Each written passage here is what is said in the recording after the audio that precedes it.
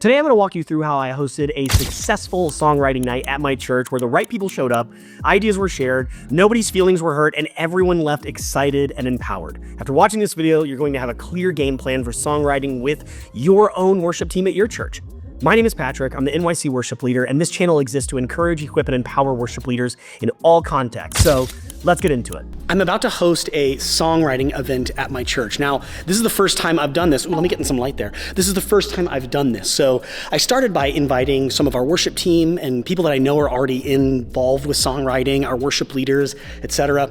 But this is eventually going to be a part of a collective of artists where we will get together, share our work, but we're starting with songwriting. And I put this together on my own with a little bit of help, and I think we made some really good choices. So let me show you what we're doing. Number one, don't underestimate the personal invite. Whenever you're trying to accomplish a goal, you don't just want a room full of people, right? You want a room full of the right people. Now, what do I mean by that? I'm not talking about exclusion or elitism. I'm actually talking about inclusion. This event was open to anyone and everyone to attend, but I made sure to personally invite some creatives in our community that I knew would elevate the room with encouragement and flexibility. I knew that there were members of our worship team that were already writing songs, so I made sure to personally ask them to come and be a part of this event. I even had some of them share their work to, get the creative juices flowing. We also have a few people in our community that have written for albums or recorded some of their own. So I had one of those people share some encouraging words about her process that might help some people who are newer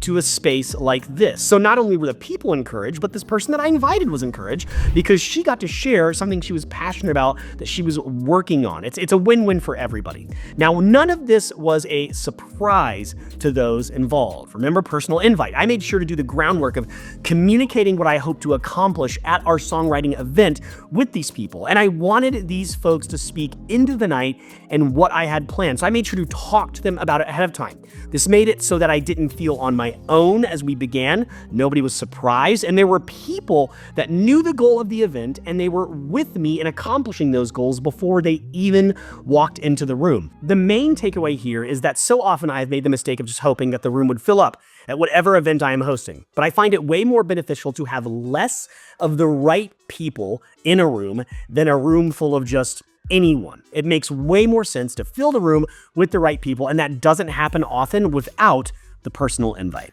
Number two, there is power in testimony. I started the night by sharing my creative journey in NYC as a worship pastor. Spoiler alert, it hasn't always been smooth sailing. Is anyone shocked? Story time, here are the bullet points of that story. In 2005, I'm working at a church in Florida. My boss says, hey, I want to go start a church in New York. Do you want to come with me? I come, I'm a newlywed. It's very hard, most expensive rent, very contentious city, beautiful city, but very, very difficult. A lot of life change happening. Eventually, I'm told, hey, you can't be the worship pastor. You need to be the worship arts pastor because arts in New York City are incredibly important. We're going to increase your pay by no more dollars, but you are now the worship arts pastor. So I struggle figuring out what that even means. Eventually, I'm brought into a meeting. And again, like I said, bullet points, I'm brought into a meeting where I'm told, hey, listen, we're going to cut your pay in half because you're not an artist and your title says worship arts pastor. I'm like, I never asked to be the worship arts pastor. I was just told one day I was. My pay wasn't increased. And now you're cutting my pay in half because I'm not an artist.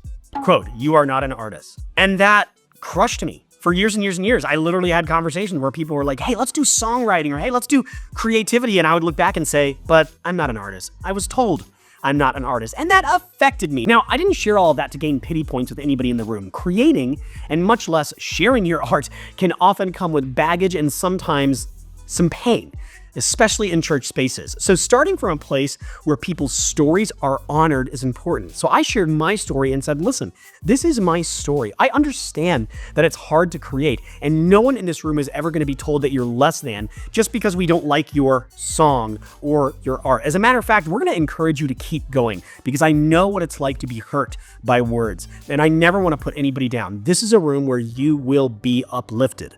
There's power in testimony. Every time I shoot one of these videos, someone always comes at me in the comments and goes, man, how does your stuff look so good? Well, today, I'm going to help you with that. I've developed a free resource for anybody that wants to up their equipment game right now to start looking better and sounding crispier on video. All you have to do is visit this link. It's absolutely free. No matter what kind of content you're creating, this is going to help you create better content, and it's absolutely free from me. Okay, let's get back to the video. Number 3, humility liturgy. What on earth is a humility liturgy? Along with my testimony, I shared a tool I've used for years to begin the night called a humility liturgy. I didn't create this, a friend of mine did, but it's a reading that I share during important conversations where feelings might be exposed, hurt might be addressed, or a need to drop some of your arrogance is present. It's super disarming, and I shared it to start the night. Here's what it says. Humility, write this down, you're gonna love it. I consider you better than myself. I consider the things you have to say more important than the things I have to say. I look forward to God leading me and teaching me through you. I believe all of my skills to be gifts from God. I hold the gifts of the Spirit to be higher and more critical to God's work than all natural gifts. I acknowledge Christ's authority over the church and the authority of my church's leadership, under which I have put myself. I look to God to bring his kingdom in New York City, and am honored to have a place in his will, and am humbled to walk alongside you. Whew. Powerful words, right? I read this over the room, and then I asked attendees to read it to each other. I wanted to start the night with a sense that we are in this together, and we are here to elevate each other, not ourselves. If you're walking into a conversation as a worship leader or a worship pastor or a team leader of any kind, and you know that conversation, that meeting is going to be tough, start the night by saying, hey, listen, let's read this together. Start with me. I consider you better than myself. And then have your team members read that humility liturgy to each other, even if it's hard. I sometimes even ask, hey, what part of that reading was the most hard for you? And people will be like, hey, line 1, I consider you better than myself. Or some people will say like, I've placed myself under authority. Can we talk about that a little bit? Sure, we can.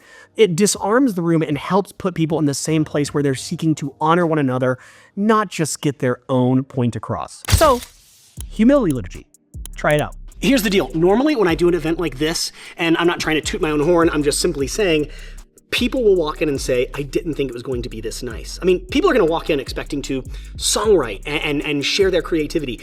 They're not expecting to walk into a charcuterie board that looks like this. So if you just exert a little bit of effort and energy to make things just a bit more special for your people that are volunteering in the church, I mean, it really goes a long way. All right, number 4, we're better together. At this point, you're asking, did you even write anything? Yes, we did. I know it seems like a lot of buildup, but I want to make sure that these foundational intro parts are addressed because of how helpful they are. We started writing individually, but as a group to begin with.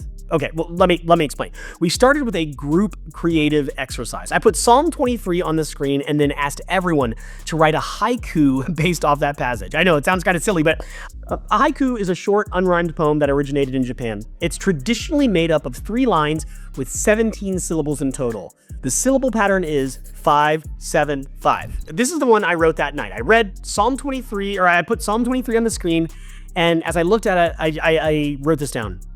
You make me lie down. My protection comes from you. I have all I need. When we finished, we shared all of the haikus we'd written. Now, I'm not a super big fan of mine, but it got the creative juices flowing. I read something, I wrote something on my own, and then I shared it with everybody with no judgment. All of the room, people would respond as people were sharing their haikus with, oh, or wow, as people shared. It was so fun. From there, we took the haikus we'd written and we broke up into groups to write together. 2 or 3 people, sometimes 4. Some people even took their haiku with them as a jumping off point. So we started creating on our own, but all in the same room, and then sharing what we created. Then we broke off into small pockets of people to create together, even using the thing we had just written out of Psalm 23. I mean, starting with scripture and starting with like a haiku exercise, it's just, like I said, it gets the juices flowing, gets people feeling creative, it gets people encouraged because they read their thing and get like the, oh wow, that's really good. Oh, I didn't think it was good, but thank you so much. So starting there, it really helped us frame the night correctly. So as people are sharing their haikus in the main room there, I'm going to be secretly adding what they share into a Canva whiteboard. Canva is this great app where you can do graphic design and all sorts of fun, creative stuff. And after they share, I'm going to break each one of them into individual groups where together they look at what they've written, and they try to come up with a chorus or a verse or maybe even a full song out of what they've written, or even something completely separate that they brought to share. When they get to one of these stations, they're going to see an iPad sitting in front of it. And when they open that iPad, they're going to see the Canva whiteboard I've created. They can zoom in. There it is. Wellspring Arts Collective. They can even zoom in on their own picture, which I've added. And around their picture, they have little sticky notes where I'm going to be putting the haiku that they shared. So Hannah's got sticky notes, Leah's got sticky notes, Dee's got sticky notes, Marissa's, and for some of them, I put very funny photos. Now, the beautiful thing about this is as they are sharing their haikus, I'm adding those haikus to sticky notes in that Canva whiteboard.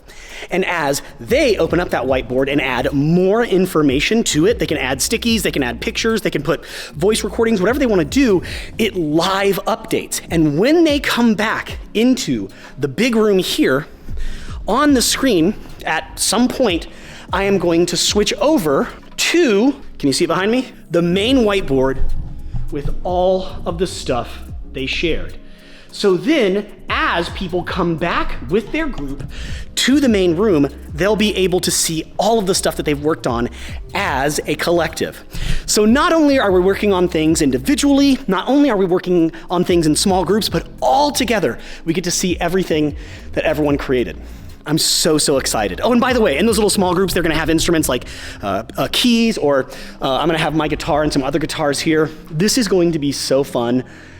I'm just really excited to see what happens. So stick with me. Number 5, intentional grouping. Remember those groups that we created earlier? I spread people out into groups all over the church. And these aren't groups I asked them to create themselves. I had put the groups together ahead of time based on what I knew would be the most successful. I knew that there were people there that were like, I'm not sure if I want to be a part of this, but I want to try it out. I didn't want all of them in the same group. I knew that there was like people in the room that were really strong writers that were familiar in a space like this. And I tried to spread people out based on that type of diversity where people would not feel like alone and isolated in their own little sad group. I wanted people to feel encouraged and empowered. So I tried to be really intentional with that structure. If you let everybody just pick on their own, yeah, they might be happy to start with, but they're going to maybe like not feel great about what's produced in the room or in their group or in their circle because it's just not the right pairings. All right, next up, number 6. Be the floater. What does this mean for me, the leader, to be the floater? I floated the entire night from group to group. I was able to help some groups get out of a rut. I contributed to some of the songs that were being created. I even squashed some potential problem areas where feelings were getting a little, I could just tell feelings were getting a little hurt before they became something more than they should. I was able to kind of just squash it and take care of it without embarrassing anybody. Having the ability to float allowed me to give attention where needed instead of spending all of my time in just one group.